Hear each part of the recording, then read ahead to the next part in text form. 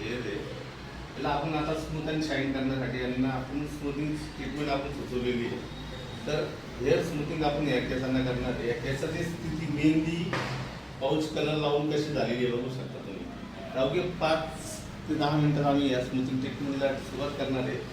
यांना पहिले anti deep clean शॅम्पूने 2 वेळा हेअर वॉश करणार, त्याच्यानंतर स्मूथिंग करणार, नंतर आयनिंग करणार आणि न्यूट्रलायझर लावून हा हेअर आपण कसा हेअर आहे तुम्ही बघा.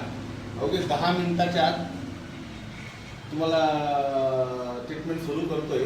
आणि साधारण स्मूथिंग ट्रीटमेंट करायला आपल्याला साधारण 2.5 ते 3 तास लागणार. 3 तासानंतर याच्यामध्ये घडलेला बदल. ओके, हा आहे स्मूथिंगचा फायनल रिझल्ट. आधीचे केस आणि नंतरचे केस. या केसामध्ये ड्रायनेस खूप होता आणि विविध क्लायंटनी याच्यावर खूप ट्रीटमेंट केलेल्या होत्या. याच्यावर पॅची कलर, वेगवेगळे कलर होते.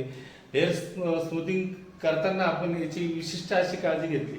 डॅमेज हेअर स्प्रे यांना मारून घेतला आपण. डॅमेज हेअर स्प्रे मारला, त्यानंतर याची व्यवस्थित आपण स्मूथिंग क्रीमनी ॲप्लिकेशन केलं. त्याच्यानंतर आपण याच्यावर स्मूथिंग क्रीमच्या ॲप्लिकेशन नंतर आपण याच्यावर काय केले, आपण याच्यानंतर जे न्यूट्रलायझर होतं त्याच्यामध्ये सिरम आणि डॅमेज हेअर स्प्रे टाकला.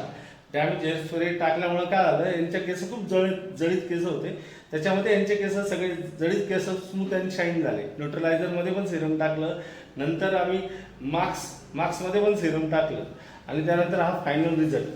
त्या क्लायंटचे जवळजवळ 90% हेअर डॅमेज होते.